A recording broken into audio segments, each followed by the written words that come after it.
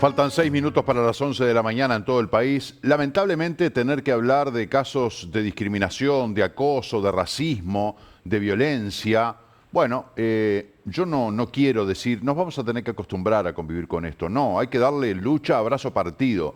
Es absolutamente inadmisible que en el año 2022 estemos viviendo situaciones de racismo y de discriminación tan repugnantes como las que le tocó vivir a la deportista Débora Rodríguez. Por eso nuestro móvil está con la atleta. Allí están Laura Fernández y Marcelo Biurrun. Laura, ¿cómo estás? Buen día, adelante. Buen día, Marce, gracias. Bueno, la verdad que me sumo a todas tus palabras, ¿no? Nosotros nos vinimos hasta acá, estamos en la casa justamente de Débora Rodríguez, quien está compartiendo con nosotros unos minutitos y a quien le agradecemos, porque la verdad que como bien decías vos, lo que le tocó vivir a Débora, que ahora nos va a contar,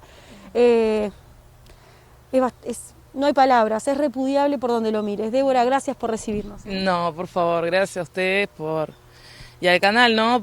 Por cubrir este tipo de situaciones que son tristísimas y sobre todo, nada, yo pienso mucho pensé, cuando hice el video, pensé mucho en que sea una herramienta para generar conciencia y para que todos, inclusive yo, nos pongamos a pensar y replantear actitudes, cómo mejorar y cómo contribuir, ¿no? Para que todos podamos vivir un poco más tranquilos. Sí. Vamos a contarle un poco a la gente que de repente no vio el video y no sabe de qué estamos hablando, ¿no? O sea, como para hacer un breve repaso de lo que sucedió el día del clásico. Sí, yo estaba normal, como siempre voy a entrenar. Me voy al campus en medio de un clásico a entrenar. Yo la verdad es que, para ser sincera, si bien vengo de una familia deportista, no sigo mucho la que son las etapas y el calendario de fútbol. Me fui al campus sin saber de que había clásico.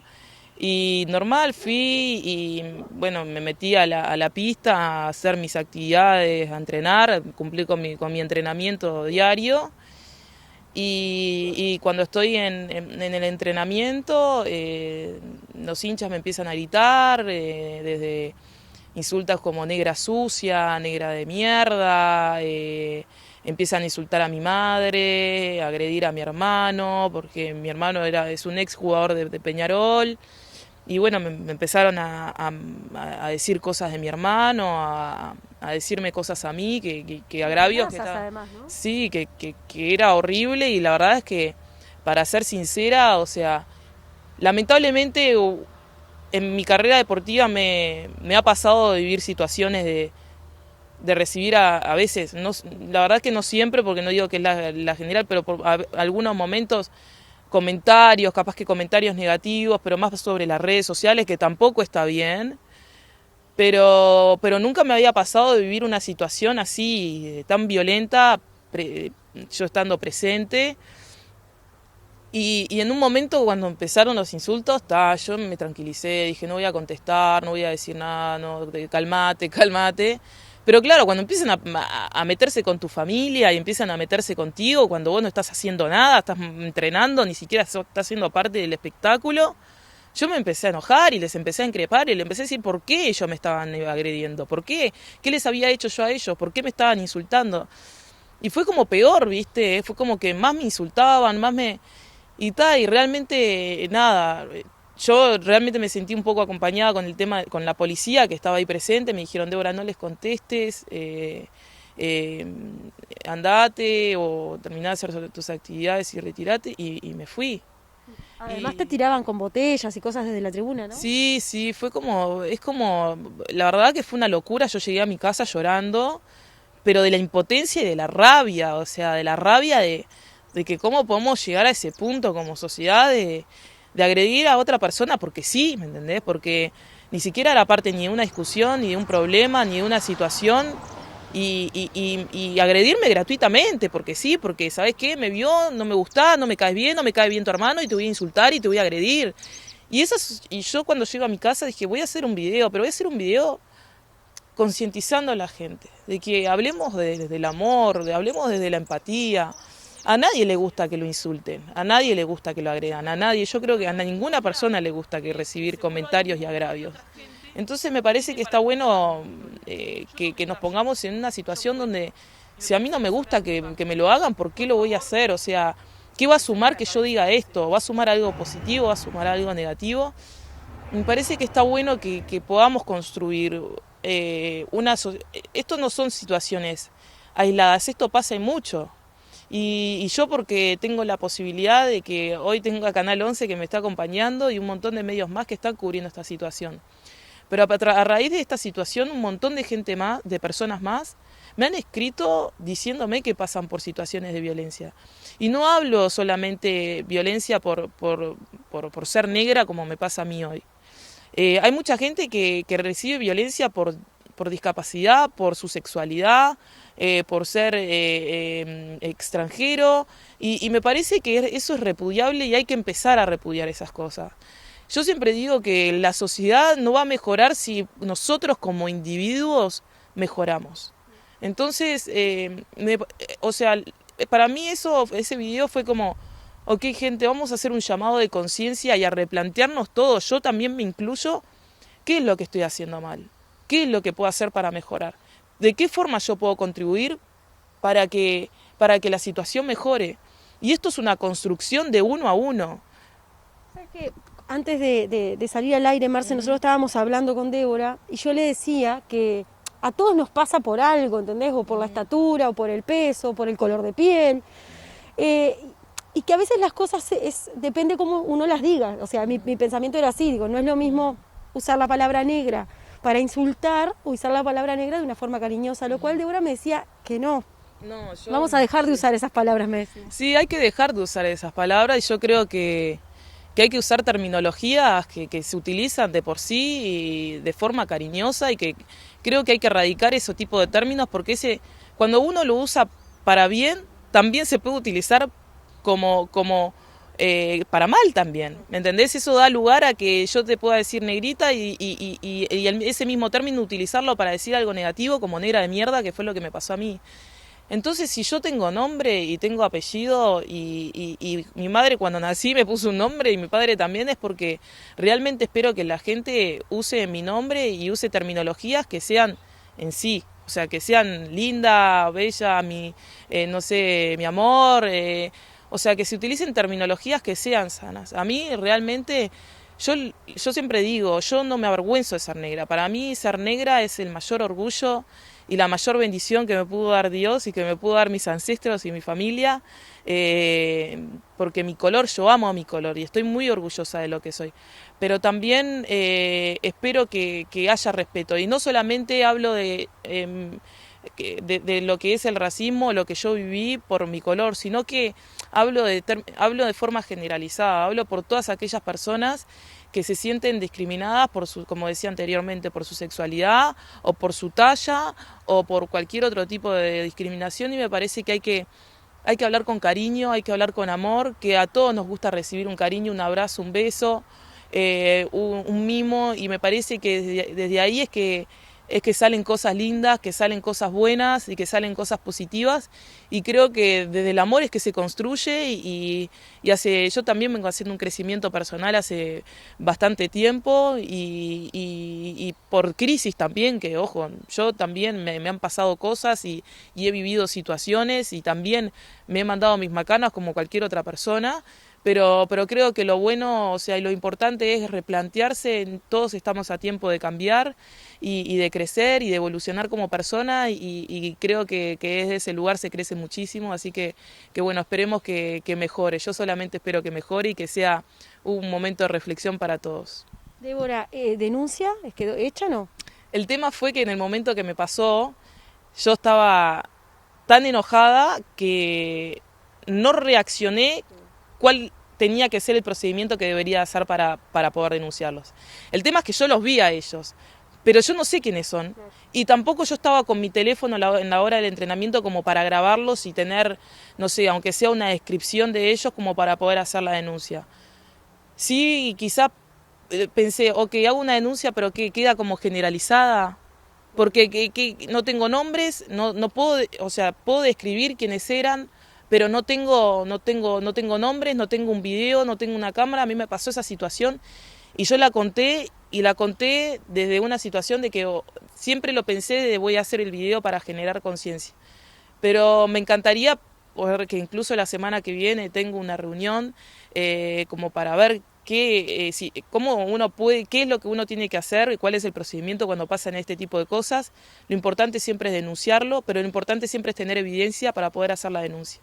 Entonces invito a la gente, a todas las personas que cuando pasen este tipo de situaciones no cometan el mismo error que cometí yo, de no grabar, porque obviamente los nombres uno no los va a saber, pero de no grabar y no dejar una evidencia como para que el día de mañana uno vaya a la policía y diga, mira, tengo este video, fueron estas personas.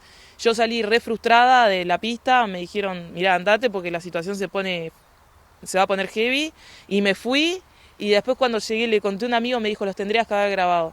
Tiene razón. Entonces a todas las personas que reciban algún tipo de agravio o situaciones que no están bien, está bueno documentarlo de alguna forma como para el día de mañana poder tener evidencia y poder hacer las denuncias correspondientes. ¿Sí? Muchísimas gracias. No, por favor, gracias a ustedes.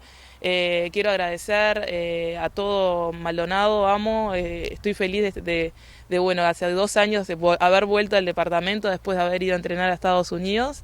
Y que nada, amo mi departamento y estoy súper agradecida de que ustedes siempre me están acompañando, así que muchas gracias. Gracias a ti.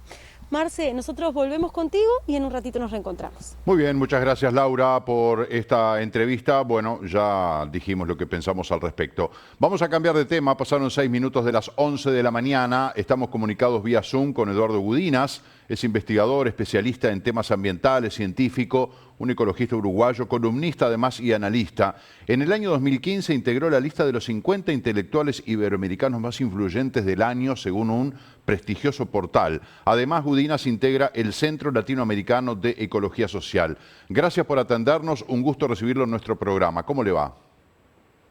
Gracias por la invitación, un buenos días a todos ustedes y a la audiencia. Muchas gracias. Gudinas, yo lo he escuchado y lo he leído a usted y realmente me parece muy interesante la mirada acabada que usted tiene sobre el tema medioambiental, climático. Ahí hay un debate entre el empleo de los términos. Me gustaría que trazara de una manera bastante somera la mirada que usted tiene sobre la realidad climática o ambiental que vivimos. Ya esto no es un tema de Uruguay, ¿verdad? Es planetario, pero ¿qué mirada tiene usted sobre el tema hoy? Bueno, con gusto. Mi aporte no es el del meteorólogo ni del climatólogo. Por lo tanto, no voy a hablar si va a llover más o menos o si va a haber más o menos calor. No, mi pregunta fue clara, ¿no? Sí, yo no le pregunté cuánto iba a llover. Ya sé que no es meteorólogo porque nos lo dijo, a la productora le dijo, miren que yo no soy meteorólogo, yo ya sé que usted no es meteorólogo, por eso lo entrevistamos. Me gusta que dé su opinión como investigador, especialista en temas ambientales, integrante de este centro latinoamericano, etcétera, etcétera. Bueno, pero para dar la opinión era necesaria esa introducción, porque en la temática ambiental, uno de los componentes de esa cuestión está referido a qué sucede con el ambiente global, qué sucede con el planeta a escala planetaria, a escala biosférica. Dentro de ello, las alarmas están encendidas con lo que se conoce y califica como cambio climático global. Ahora, más allá de ese rótulo, adentro hay varios componentes que van, por ejemplo, desde la acidificación del agua en los océanos, que repercute en la vida marina, a los problemas de deforestación en las selvas tropicales, como ocurre en nuestro continente, por ejemplo, en toda la cuenca amazónica. Entonces, por eso hacía esa aclaración inicial, porque muchas veces dentro del gran titular, el gran eslogan del cambio climático, pasa desapercibido que en verdad estamos enfrentando una oposición, una tensión entre cómo se aprovecha la naturaleza e impactos y efectos que ocurren en varias dimensiones a la vez.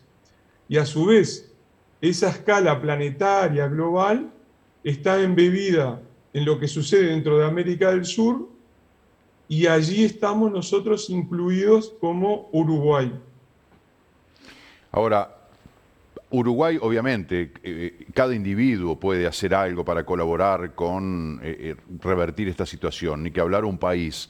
Pero en el contexto, con la escala mundial que tiene el problema del cambio climático, ¿qué puede hacer Uruguay como país, más allá de que los grandes responsables de repente esta situación que estamos viviendo no hacen lo que tendrían que hacer? Pero nosotros como nación, ¿qué cree usted que se podría hacer o que se debería hacer y no se está haciendo?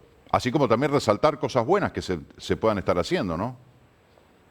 Bien, voy a dividir la respuesta en dos partes. Bien. ¿Cuál es la responsabilidad de Uruguay a esta problemática ambiental planetaria? Y segundo, ¿qué hacer Uruguay para defenderse, enfrentar los cambios que se avecinan? Entonces, sobre lo primero, sí es cierto, la situación de Uruguay no corresponde a uno de los grandes contaminadores, por ejemplo, que lanzan a la atmósfera los llamados gases invernadero, como es el dióxido de carbono. Esos grandes contaminadores, el gran volumen de eso, está bajo la responsabilidad de China en primer lugar, luego Estados Unidos y luego los países de la Unión Europea. Pero en la lista de los 10 grandes contaminadores se mezclan también los latinoamericanos, como Brasil y como México.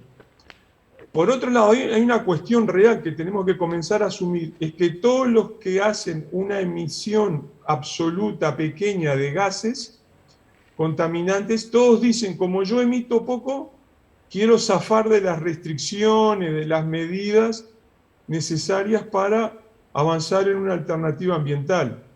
Entonces, si se suman todos esos que emiten poco, al final del día también representan un volumen importante. Y ahí presenciamos una discusión en la diplomacia ecológica planetaria que por momentos es triste, porque todos los países del sur dicen, bueno, yo no contamino, que se encarguen los del norte. Y en esos dichos continúan ellos o deforestando o emitiendo gases desde su fábrica, de sus automóviles, y así sucesivamente. El caso paradigmático de esto es China. China por momentos se presenta como un país del sur, un país que está en vía de desarrollo, pero al mismo tiempo se ha convertido en el principal contaminador global. Entonces, aclarado eso, Uruguay tiene ahí su pequeña responsabilidad, que es menor del 1% en el paquete total global, y sus principales fuentes de emisiones están, a diferencia de lo que ocurre en el norte, están en el sector agropecuario, en las emisiones de metano, y luego en las emisiones, como sucede en los países industrializados, que salen de los motores o de los mecanismos que queman petróleo, que queman hidrocarburos. Entonces Uruguay tiene que actuar en eso. Les puedo dar 3 titulares de cómo actuar en eso. A ver. Es necesaria una reconversión del sistema de transporte. Necesitamos un sistema de transporte público, vigoroso y basado en energías no contaminantes, especialmente la eléctrica. Es necesario abordar los sitios de disposición final de residuos que tienen las intendencias, porque es una de las grandes fuentes de metano, y además a ellos están asociados otros problemas ambientales. Y en tercer lugar, se necesita apostar por una producción agrícola, ganadera, que sea menos contaminadora, más eficiente en el producto que nos provee, sean granos o sean carnes, con una menor huella del impacto en las emisiones de carbono.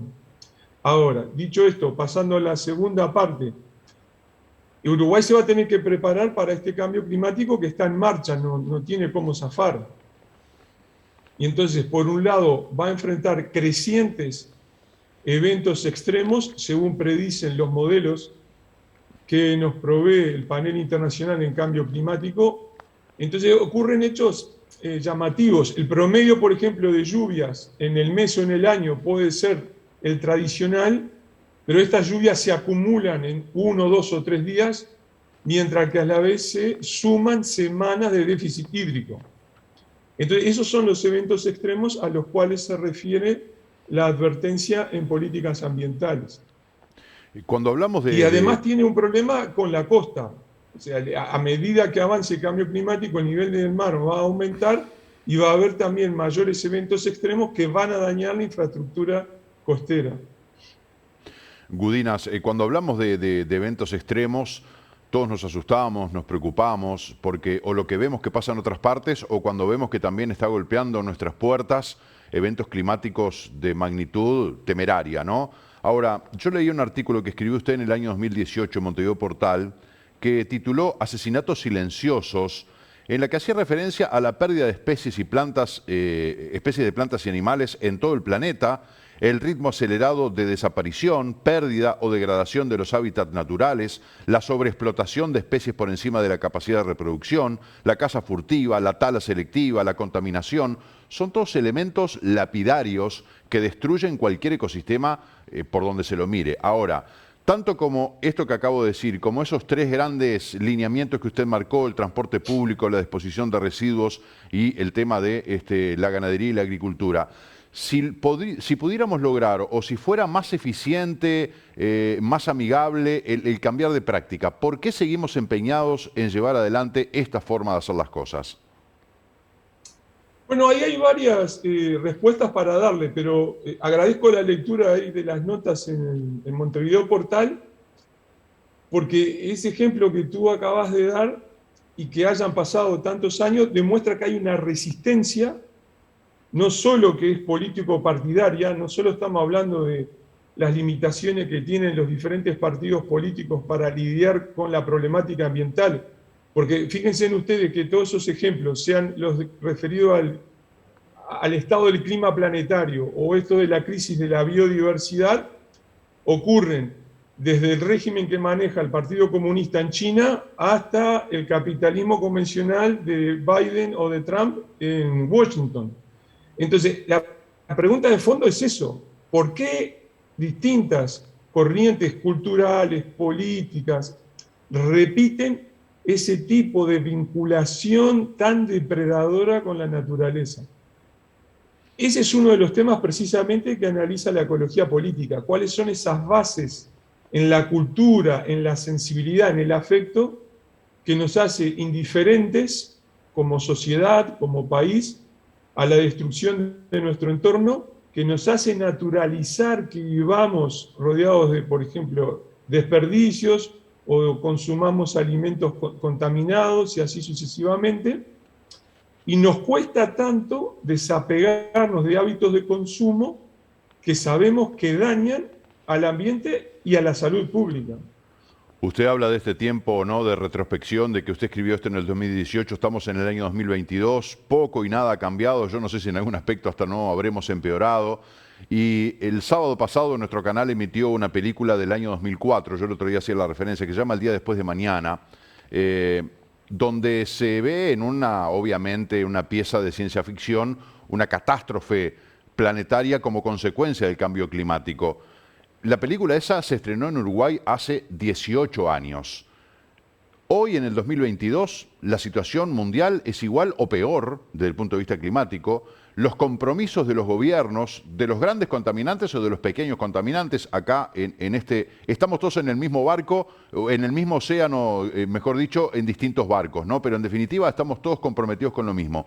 Y sin embargo da la sensación de que el hombre como especie está anestesiado, como que sigue con esas prácticas perversas y, como usted señala, modelos políticos antagónicos como puede ser Estados Unidos y China, y siguen adelante con esas prácticas. La pregunta está muy bien planteada y está muy clara. Ahora, ¿cuál es la respuesta, Gudinas? ¿Por qué seguimos en esas prácticas más allá de ideologías políticas, sin lugar a dudas, destruyendo el planeta hasta que lleguemos al punto sin retorno? Déjeme darle 2 pastillitas de primicia para el programa, porque sucedieron ayer, para reafirmar esto. La primera tiene que ver con la película que mencionó. Ahí hay una argumentación en la película que hay un cambio en la temperatura global que arrastra cambios en la dinámica de los océanos y lleva a una edad de hielo prematura. Exacto.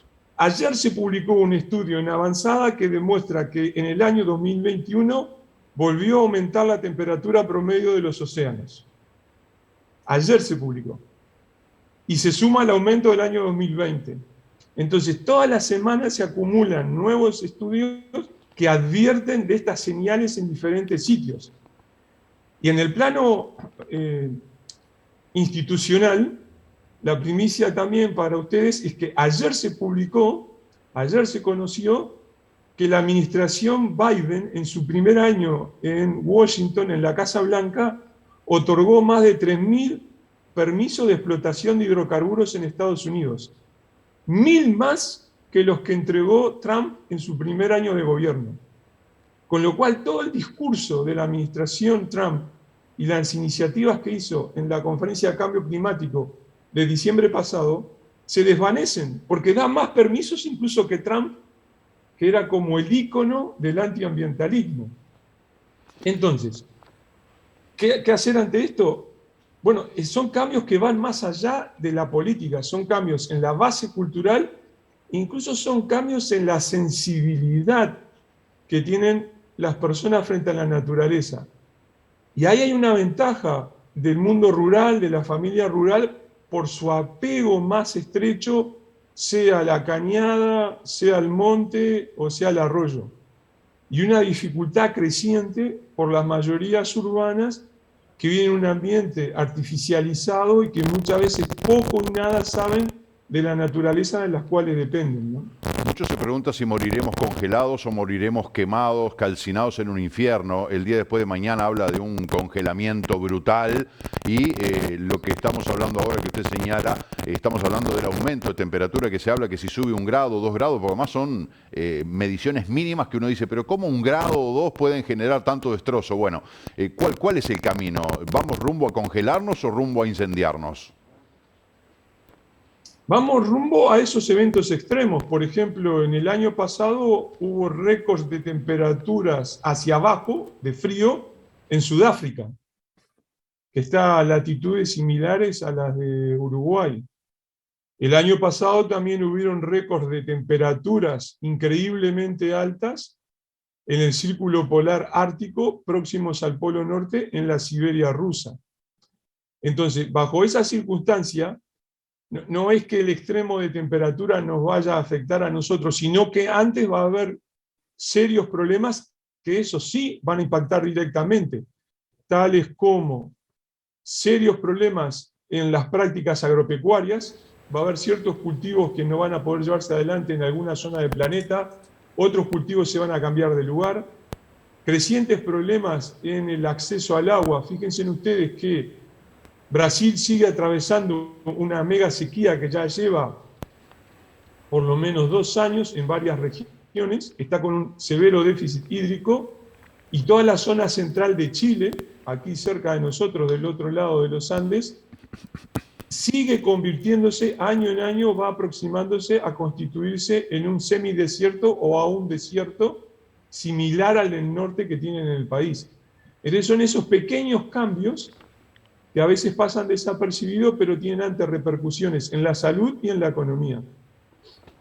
Eduardo Gudinas, como yo presumía, iba a ser muy interesante escucharlo, conversar con usted. La verdad que ha sido un placer entrevistarlo. En algún momento me gustaría que nos pudiera visitar en el estudio, porque obviamente este tema da para largo. Usted que conoce tanto, que sabe tanto, y nosotros que somos tan inquietos y ávidos por preguntar, o sea que seguramente tendremos otras ocasiones bien interesantes. Así que la invitación queda planteada. Bueno, con mucho gusto y muy agradecidos por estos minutos que hemos podido conversar, y de nuevo gracias por la lectura de los artículos. Siempre eso es refrescante saberlo. Lo sigo siempre porque me parece que es muy claro en los conceptos y además usted tiene elementos, tiene un bagaje importante como para aportar desde el punto de vista científico y del conocimiento. Así que, bueno, evidentemente usted es una persona de referencia como para tener a quien leer o a quien escuchar a la hora de hacer un análisis de la situación que estamos viviendo. Así que un placer para mí como lector. Muchas gracias, muy amable. Que le vaya muy bien. Hasta pronto, Gudinas. Bueno, tenemos que hacer una pausa. Son las 11:23, ya volvemos.